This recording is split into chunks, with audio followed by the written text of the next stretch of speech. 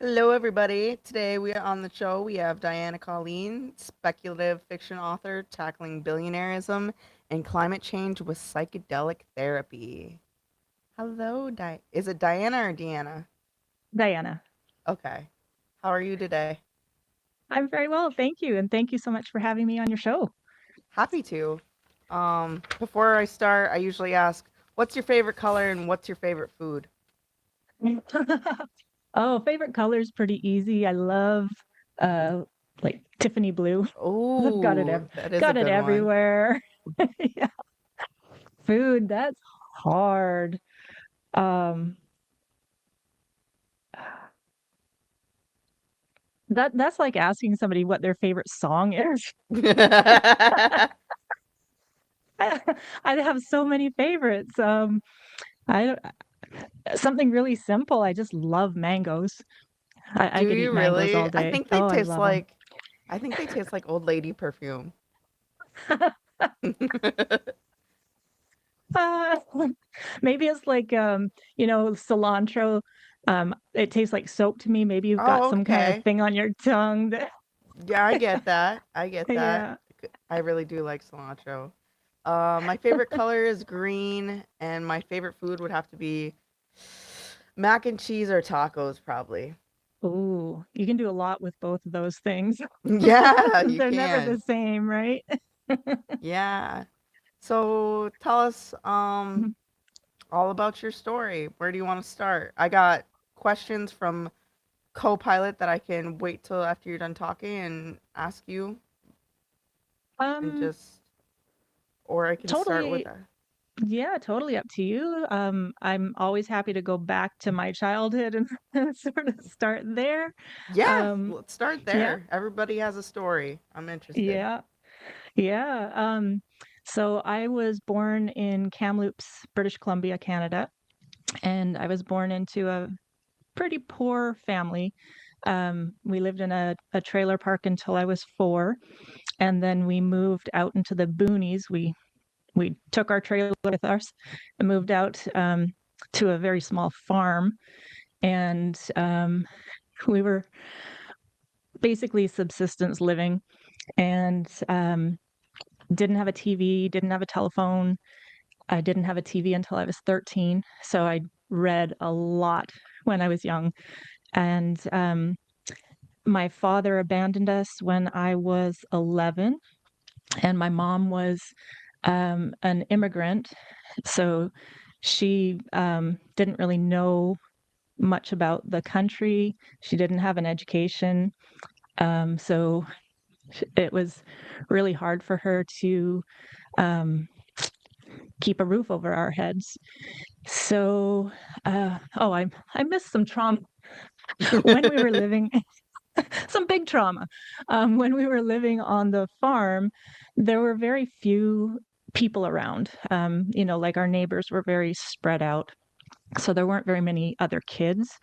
And there was one family that had a girl who was me and my sister's age, but they also had a teenage son. And that boy molested me and my sister for years. And we never told our parents because we thought that if we told them, we wouldn't be allowed to play with the girl anymore. So, like, she was our only friend. And so Aww. we didn't want to lose that friendship. So we didn't say anything. So I didn't tell my mom about that until I was in my 30s or 40s, I think. I just kind of stuffed that down. So So when my father left, we had to move back into Kamloops, and in order for my mom to put food on the table and a roof over our heads, she basically turned our home into a group home for delinquent teenagers. So my entire adolescence, I had um, people I was 12 when it started. So when we first started, they were older than me, so like 16, 17-year olds. And they we kind of got the worst of the worst kids, the kids that nobody else would take. So like we had somebody who had tried to set their school on fire, people that had tried to kill their parents. Um, it was pretty traumatic for us. They stole from us, they killed our pets, they smeared feces all over the Oh my walls. God. Yeah. And so it was really hard um, to live like that. And because we were poor, I had to start working when I was 11. So like when I was 11, I started berry picking, and then when we moved into town, I got a job waitressing. So I started waitressing when I was 12 years old so that I could buy clothes and help my mom with family expenses. And then I put myself through college. I worked 3 jobs while I went to school full time. And I thought I was going to go to law school. Um, I've always been really smart, but what I found out was even though you're very smart, it's hard to get scholarships uh, when you're poor, because in order to get scholarships, they want to see that you're doing things extracurricular, Mm-hmm. like joining clubs and being involved in sports and being involved in the community. Well, I didn't have time to do that because I was working. So I didn't, yeah, it's kind Go of a catch figure. 22. Yeah. So by the time I graduated with my BA, um, I was just burnt out. I was like, I can't do this anymore. And I was like, I, I just don't want to go to law school. And I was like, well, what else can I do? So I thought, well, I'm a very physical person. I really enjoy physical activity. And I was like, well, why don't I join the RCMP, the Royal Canadian Mounted Police? And I did all their stuff. It was quite the process, like the physical tests, the all the lots of testing. They had to interview like everyone I know, and um, I after I graduated from university, while I was waiting to get into the RCMP, I moved to a ski resort where I joined the fire department while I was waiting to get into the RCMP, and I was sexually assaulted. And so when I went to press charges, the RCMP determined that I was no longer fit to be a member of the RCMP because they victim blamed me, basically. So I was like, what am I going to do with my life? I had been working so hard towards that, and I didn't really have a plan B. And I just kind of fell apart, and um, I packed my cats and whatever I could fit into my car, and I drove across the border. It was pre 9/11, so border security was pretty lax. And I just drove to Seattle and figured it out. I didn't really know how I was going to work or what I was going to do. So I lived on my savings for about a year while I figured out how to get citizenship. So once I got citizenship, uh, I was able to work and things were going along fairly well. And in 2018, uh, I just kind of, everything just was weighing down on me so much. I've always been kind of a stuffer. I stuff everything down. Yes. I'm really strong and I just don't deal with anything. That's my way of dealing with stuff. And in 2018 it just exploded and I was suicidal. And I had tried talk therapy, I'd tried pharmaceuticals, antidepressants, that kind of thing, and nothing was helping me, and I knew that I wasn't going to be around for very long. And I was very fortunate to find somebody who had been in my shoes, who knew what it felt like to be where I was at. And he suggested psychedelic assisted therapy. And um, he actually referred me to someone because it's underground, it's illegal in the US. To psychedelic assisted therapy is illegal. But he referred me to somebody, and she was able to get me in, and she saved my life. I absolutely 100% believe that she saved my life. And uh,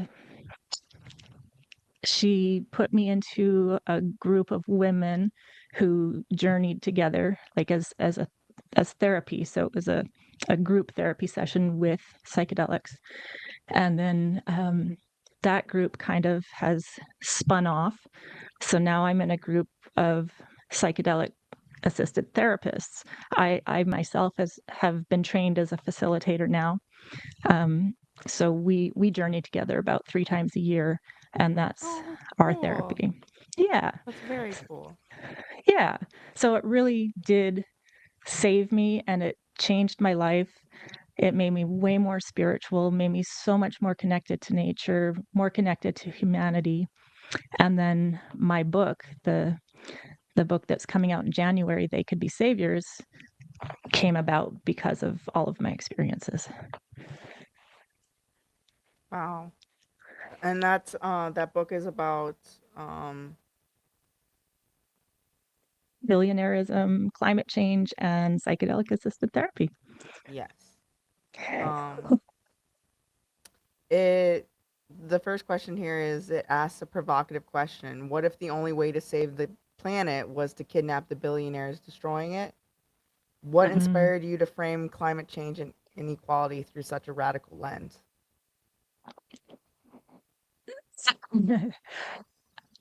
This idea, people ask me all the time, well, how did you come up with this idea?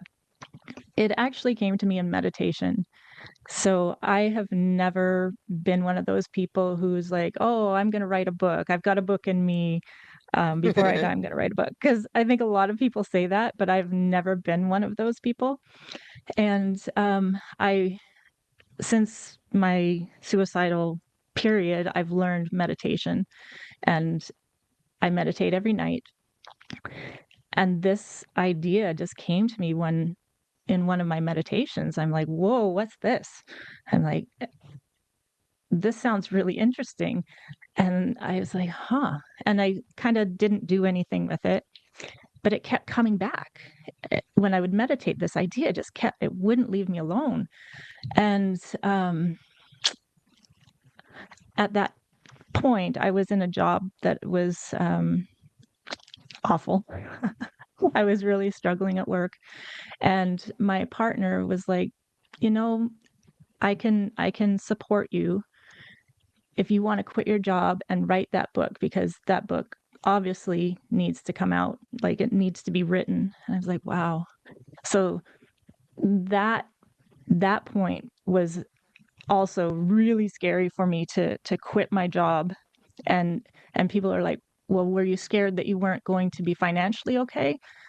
I wasn't afraid of that because my partner, he is financially secure. So I wasn't worried about that, but it was, for me, I was so scared to trust him, not because of who he is, but because of my past. I've always just been so independent. Like I, I have a really hard time letting anyone do anything for me. And like, my money is my money. I'm taking care of myself. I can do this on my own. And so to allow him to actually take care of me and support me financially was terrifying to me. But I was so unhappy in my job, and this book needed to be written, so I quit my job. And I spent 2.5 years at my desk at home writing it full time. And a lot of writers experience writer's block, but Yeah. yeah, when would get stuck, I would meditate, and it I would get the downloads.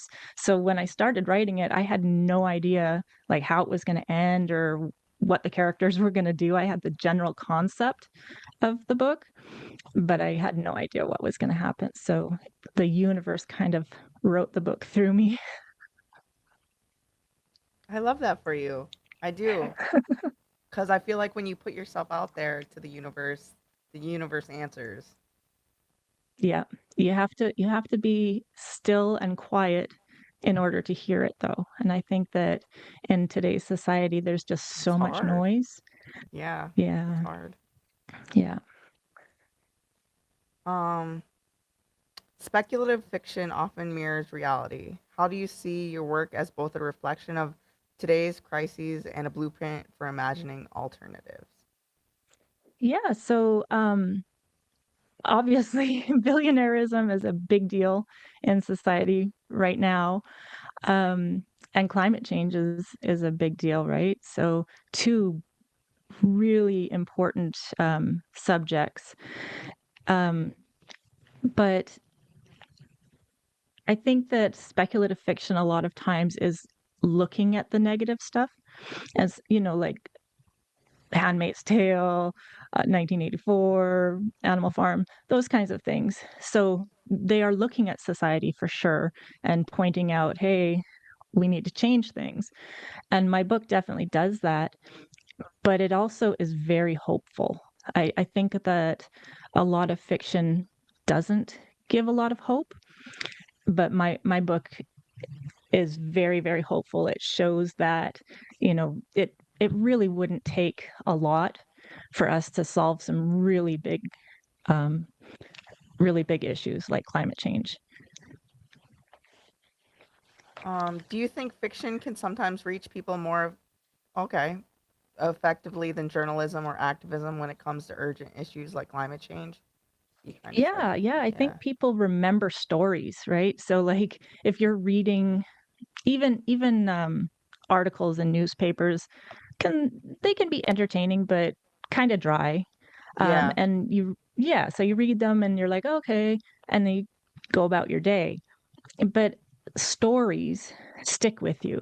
I mean, I read books when I was, 10 that I still remember. It's kind of like music. You remember lyrics of songs, but trying to take it to like memorizing stuff at school is so hard to memorize something. yeah, But that's but true. in a song, I mean, we all know lyrics to songs that we haven't heard for Oh, years. yeah, oh, yeah.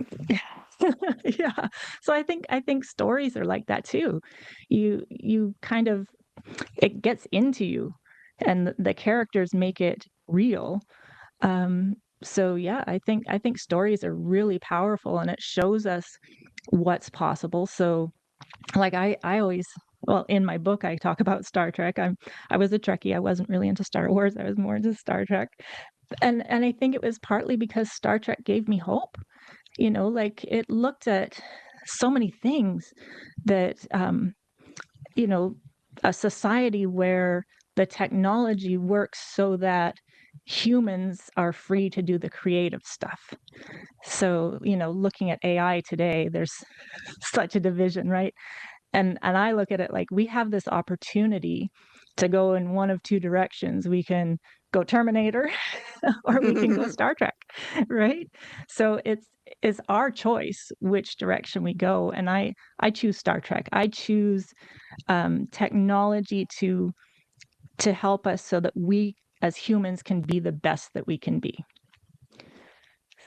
Yeah, I use, like I said, I use Copilot for to come up with my questions. I put the bio in and then I say, "Can you come up with, podcast interview questions for this episode?" And this is what comes out. And then of course I have my little questions sprinkled in there. But yeah, that's a great perspective to see it like that. Yeah, Um, and it's totally up to us. I mean, it it is. it can go really, really, really wrong. If we are not if we're not on top of things, AI can definitely go the way that we don't want it to go. I can So see that. we, yeah, as a society, we really need some major regulation on it.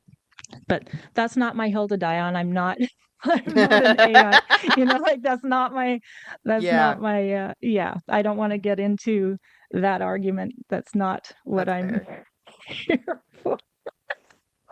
But Um, I believe technology can solve our problems. Like that's why we develop technology is to help us. Yes. And so we need to use it to help us. I'm not gonna lie, some of these questions are over my head, but I'm gonna ask them anyways. I hope they're not over my head. If they're over my head, I'll go like, pass. Yeah, that's fine. Pass. Uh, I think you, I think you already might have addressed this. You've described billionaireism as kind of a social sickness. Can you unpack what you mean by that and how storytelling helps us confront it? Yeah, so we the stories we tell sort of normalize what we will accept, right? So the Yes. story that I think society is telling us about billionaires is that they're smarter than us, that they work harder than us, that they're brilliant, and so they deserve what they have.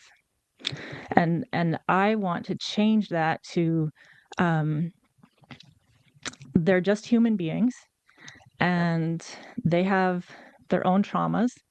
They are who they are because of what's happened to them in their life and the choices that they've made. So it is a mental illness, right? So if I think it's Maslow who was talking about monkeys, and if scientists saw one monkey in a troop hoarding all the bananas while the other monkeys were starving, the scientists would say, well, that monkey is mental, like there's something wrong with that monkey because that's not normal. But we as a society allow that in billionaires, and we think that it's normal for people to hoard that much wealth. Yeah. But yeah, but like hoarding, we have TV shows about people who hoard, and we can see that is a mental illness that affects Yeah. that person and their family. But their hoarding doesn't affect like much many other people, right? It's basically their family that it affects. But billionaires hoarding affects every single person on this planet and the planet itself. And so we really need to look at that and go, why are we not trying to like help these people with their mental illness? You got a really great perspective on these things because these are things I never, I grew up with not very much money either, and I just don't, think about that. But that you've offered some really great perspectives on it. And you're right. You're right.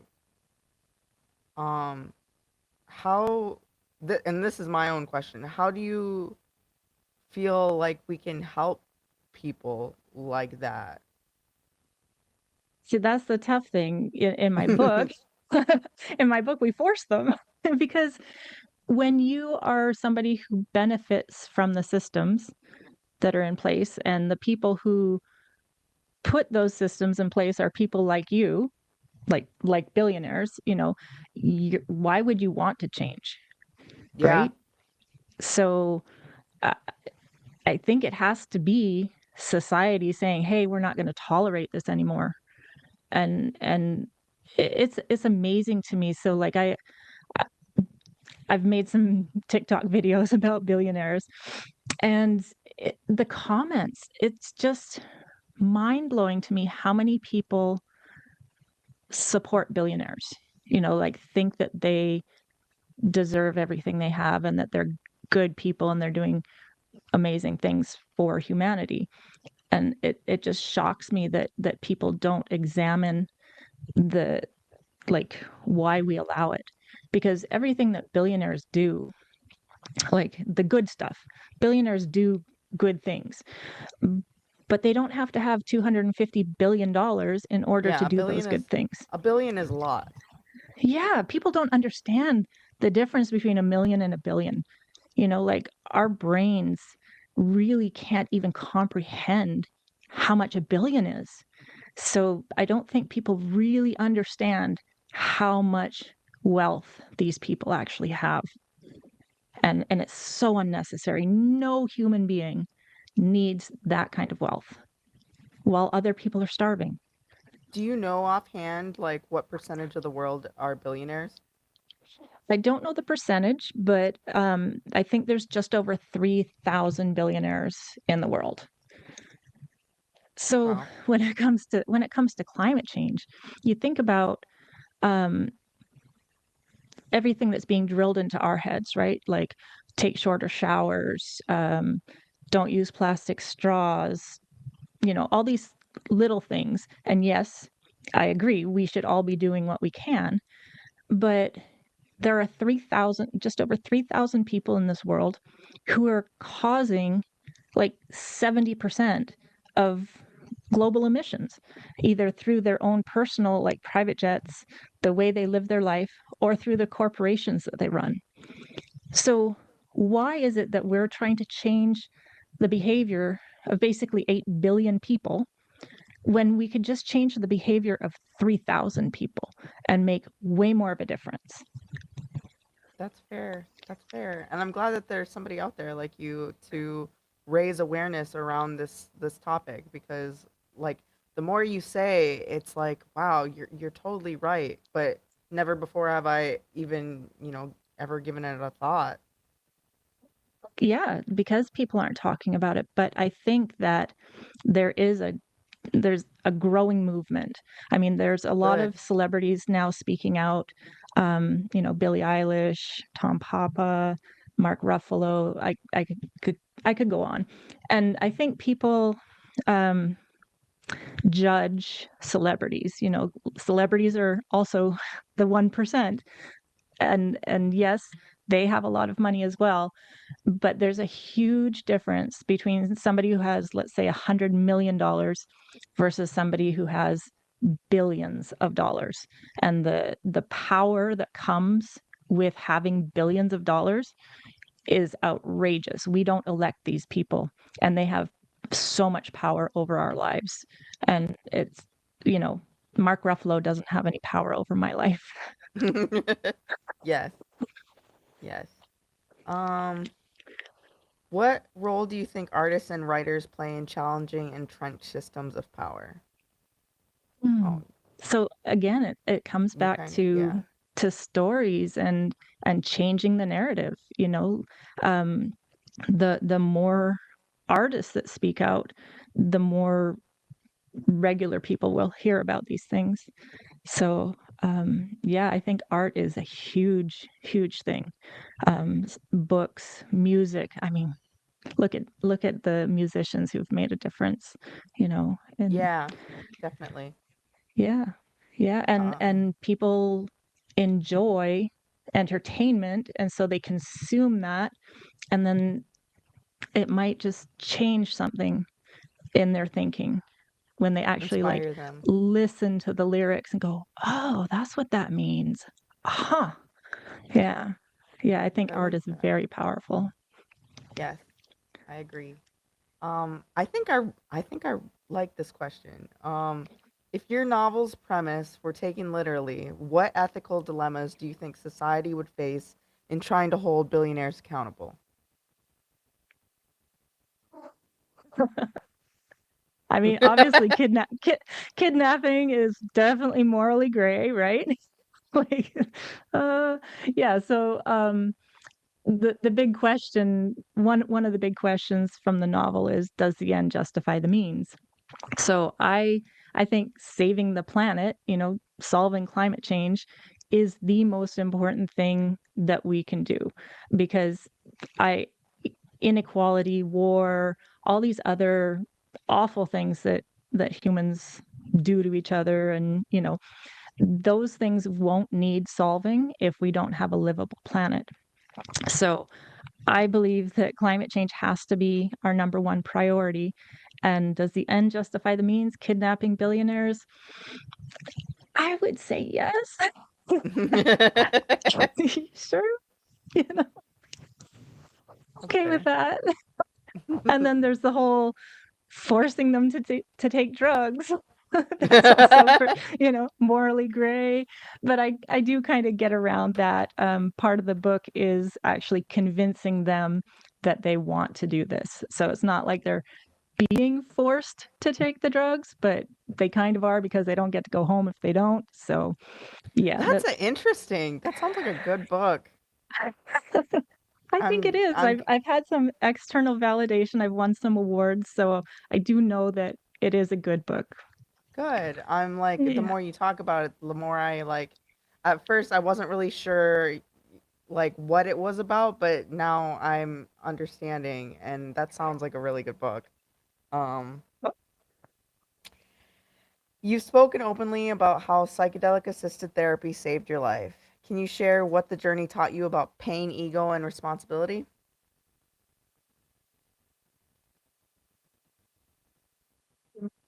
So I believe that people think of responsibility kind of in a warped way.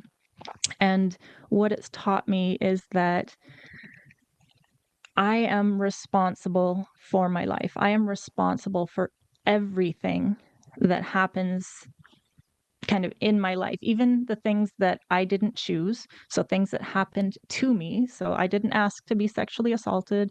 I didn't ask for my father to abandon me. But I am responsible for my choices surrounding those events. And I am the only person who is responsible for moving my life forward. So I don't want to say that um, you can't blame other people for what's happened. You can still hold people accountable for the things that they do to you, but you have to make choices in your life to move yourself forward even after horrible things happen to you, because if you get stuck in the past and get stuck in this blame of, well, so and so did this to me, you're poisoning yourself. You're not harming anyone else, you're just poisoning yourself. And so there's a difference between being responsible and being at fault. Oh So my I, gosh, that reminds me of this quote. Like I saw in Inpatient once. It says, "Mental illness isn't your fault, but it is your responsibility." yes, yes, And that made so exactly. much That's sense. I was like, yes. Yeah, you are responsible for taking care of yourself. No one else is going to do it. So, yeah, it's yeah, we have to be responsible for our own lives. And yeah, terrible things happen to people. Um, but one of the biggest things that I've learned, and I'm still, I still struggle with it, is I'm not perfect, but forgiveness was one of the hardest things I've ever learned. And I think that if people can actually learn forgiveness, it will free them. That's a really big thing. "That's fair. It's very fair." Um, as both a participant and now a trained facilitator, what do you see as the most promising and most misunderstood aspects of psychedelic therapy? Ooh, so many promising things, and so many. So it goes back to the history of psychedelic therapy. So it really the studies and everything really started in the 40s, 50s, and 60s. There were tons and tons of studies being done.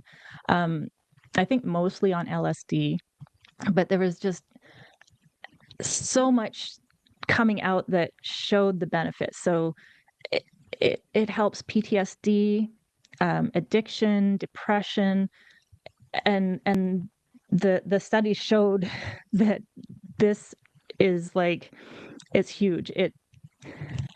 I can't even tell you like the um how promising it was. And then Nixon during the Vietnam War, he saw the hippies doing psychedelics, and the hippies were the anti-war people. They were the counterculture, and he didn't like that. And so he just shut down all of the studies being done on psychedelics and scheduled the drugs as Schedule 1 drugs, which means that they can't even be studied. So and the world followed suit. So it started in the US and the rest of the world was like, yeah, he's right. And like studies were shut down globally. And recently, in the last couple of decades, it's slowly starting to move again, and more and more studies are taking place, and other countries are are doing a lot of studies as well. But like if you think about war veterans and PTSD and how many homeless people are war veterans and they are mentally ill, these drugs can help them. Like it's just unbelievable how much these drugs can help things like PTSD and addiction. So like our homeless problem are it could virtually be solved with psychedelic assisted therapy. And it's yeah, I I believe I that think because I've watched my ex-husband struggle with PTSD, and the talk therapy and the medication just it almost made it worse. it does. Yeah, talk therapy. Like I don't want to say that talk therapy is bad because it does help a lot of people, Yeah, it but works for me. it can re-traumatize you. You know, Yeah. like when you are talking about your trauma, you feel that in your body again, Yep. right? And so every time you talk about it, your body is re-traumatized. And so with psychedelic assisted therapy, especially for me, and I know a lot of people like MDMA, it just it sort of breaks down your fears. And so when you're thinking about that trauma, it's not in your body anymore.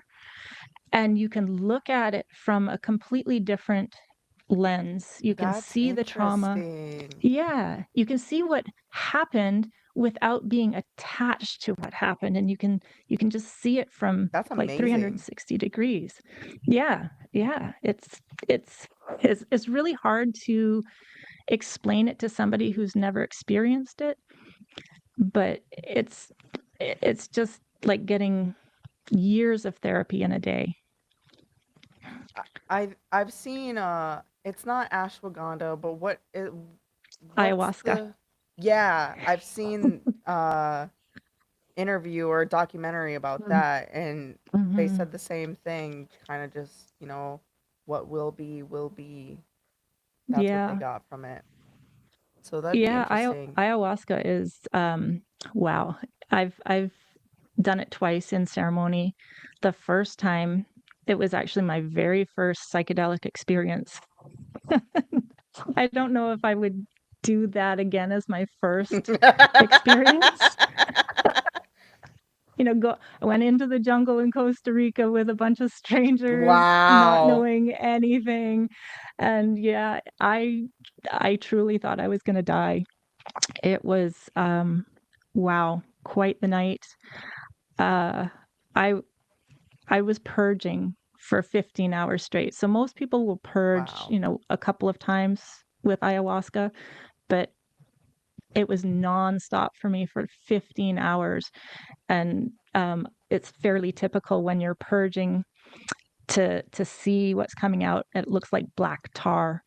And they say that when you're purging with ayahuasca, it's getting all of your trauma out. It cleans you out so that you can start rebuilding. So the shaman was after, you know, when we all came out, he explained to me that I just had so much trauma that it needed to come out. But I was so dehydrated, and I I really thought I was gonna die. I mean, that makes sense because like you said, you're a stuffer, so all that finally came to the surface. Yep, How long did you spend with the shaman before you tripped? not very long. That would be Yeah. so scary. You really have to trust somebody, especially in a Yeah, place that so you don't know. right. Yeah. The I had a friend who knew the shaman, so I trusted the friend. But I was at that point, like that was before my suicidal period, but I knew that I needed help at that point. Yes. Yeah. So I wasn't desperate for help, but I had the opportunity. So I had actually moved to Costa Rica. Um, that's a whole nother story. That was a crazy. But yeah, so I had heard about ayahuasca, and my friend and I had sort of researched, like, where can we go to do this? And I was like, oh my gosh, it's so expensive. I can't afford to go to Peru for 7 days and do this. It was really, really expensive. And so when I moved to Costa Rica and my friend told me about this shaman, and I think it was $150, Oh I was wow. like, I can do Worth it. that. Yeah. So yeah, that's what I did. My very first psychedelic experience. Wow. And how long does that, you said 15 hours, but like how long do you stay there or go through it? So it depends on, there are places like in Peru where you go for a week and you do an ayahuasca ceremony like 3 or 4 nights in a row. I don't know how people do that. I know that my body could not withstand that. I'm a purger. So like that first experience was like, wow, but I purge on pretty much every medicine. So I know Okay. that there's no way my body could handle 3 or 4 nights in a row of that. Yeah. So the most you've done is like one night at a time? Mhm. Yeah. Okay. Yeah. Yeah. Um, Amazing stuff. Really amazing. I really liked how you described it's looking at your trauma, but without the trauma in your body. So you're like looking at it Mhm. from a far away kind of dis. Like an What's the word? observer. Yeah, an Yeah. observer. Because Mhm. yeah, that's just it's kind of how like looking at somebody else's like looking at somebody else's pain, and Yeah. C it's easier to understand. Yeah, definitely. Yeah, because you're not you're not looking at it from the experience itself. You're not in the experience. You're outside of it and going, "Oh, so that happened because that happened, and I did this and that person did this. Oh, I can see why." Like you can draw the lines and see things That's from amazing. just like, yeah. I can see Yes. where the healing would like life changing, and for a lot of people to have access to that, that would be world changing. So I Mhm. can see I see where you're coming from, and you're passionate about it, and I Yeah. admire that. Yeah. And then once you're sort of out of your trauma, so like I look at my major traumas and there's nothing left in my body. So like when I think about my sexual assault, my body doesn't have a reaction anymore. So that's how I know that I have transcended that trauma. My body is free of it. And that's amazing. And so now when I journey, I don't really feel like I'm still working on my trauma. So Okay. now I'm kind of um, like healing the disconnection. So I think that in society we have a lot of disconnection from each other and from nature. And Yes. so that's what I'm healing now. Like I feel so much more connected to my fellow human beings and so much more connected to nature. And it's a beautiful thing. Once you've experienced that, you can't unexperience it. And I think everyone needs to experience that. I love that. I love that for you as a human. I do. Um, that kind of answered all my questions. Let's see what else. What do you? Um,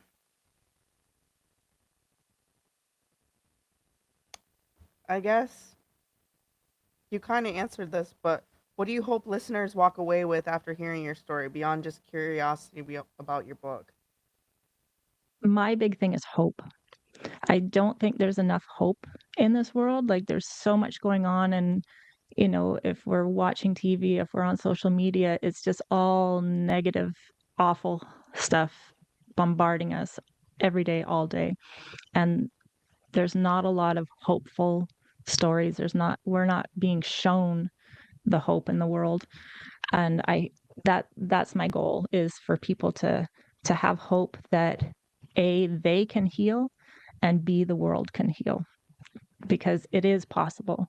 And if you heal yourself, you start healing the world. So people think that one person can't make a difference. One person makes all the difference.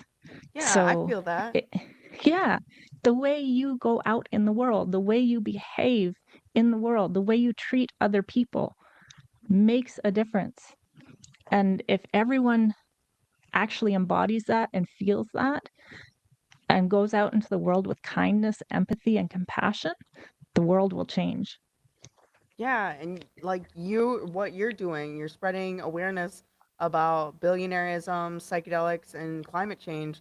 That makes a big difference because I'm just in awe of all of it, and how you experience that as a human is amazing, and what it's done for you is amazing, and I love that for you. That's a beautiful Thank you. thing, and I think you are going to help a lot of people heal, and I'm excited for when your book comes out. You said it's coming out, and is it coming out on Amazon? Yeah, comes out January 13th, but it is available for pre-sale now, and it's available pretty much everywhere books are sold. So Amazon, Barnes and Noble, Kobo, Apple, and you can actually go into any indie bookstore and ask them to order it for you. So, like, if you don't want to Oh. go to Amazon, which I totally understand, go to your local bookstore and just have them order it for you. I'm sure they'd be thrilled to do that. Oh, and I do believe I linked your website, dianacolleenauthor.com, in Yeah. the episode description. Perfect. Um, Yeah, and I love to hear from people. So, like, if anyone wants to write to me, ooh. my email is hello@dianacolleenauthor.com. And if you happen to be in a book club, I would love to come to your book club meeting. So if you are reading the book, Oh, that'd be I so will come to your book cool. club. Yeah. So, Is like, your we email have these listed on amazing your platforms. Yeah, it is your should be. Yeah, uh, it on should your be on the website? website. Okay. Yeah. Ooh, Yeah. you've got a newsletter. I'm signing up for I haven't that. I haven't been very good about writing the newsletters because I'm so heavily involved in the marketing of the book right now, but eventually my life will calm down a That's bit fair. and I will start writing. I have a plan to um so there's a bunch of trips in the book, you know, the ayahuasca trips that I wrote, completely different trips that are not in the book.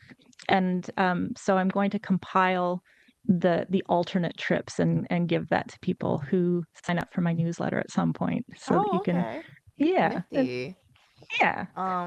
This kind of this kind of links with what you want your listeners to walk away with, but I guess uh, if there's any other part of it, if you could give one piece of advice to someone struggling to imagine a better future, what would it be?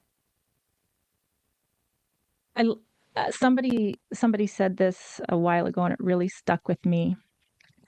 Hope is the consequence of action. So in order to have hope, you actually have to do something. So you can't just sit on your couch and watch TV, and you Yep. actually have to do something to give yourself hope. So I want everyone to give themselves hope by doing something. I don't, I'm not going to tell you what to do, but you can find that for yourself. I mean, even paint, you know, painting, doing something creative. You've created something. That's hopeful in my opinion. I mean, look at my painting on the wall there. That was Oh, done you by did like that? a group of my journey group did that. Yeah, Oh, and that's so I look at that cool. and I'm like, oh, it's That'd be beautiful. such a good reminder. Yeah, yeah. So just do something. It'll give you hope. Just do something. I like that. Is there anything that we didn't cover that you would like to cover? I think we covered a lot. I think it was great. You're a fantastic host. Oh, thank you. I appreciate that. I'm always still a little bit nervous whenever I do it, but I've met a lot of great people, and it was such a pleasure meeting you today. And my perspective, you know, is a little bit bigger, especially on billionaireism. Um, and I just think it's a great thing that you're spreading awareness about, and I appreciate it. And you can come back anytime. Thank you so much. When I'm a New York Times bestseller, I'm definitely coming back and we'll talk about that. Yay! Beautiful. You have a great day. Thank you so much.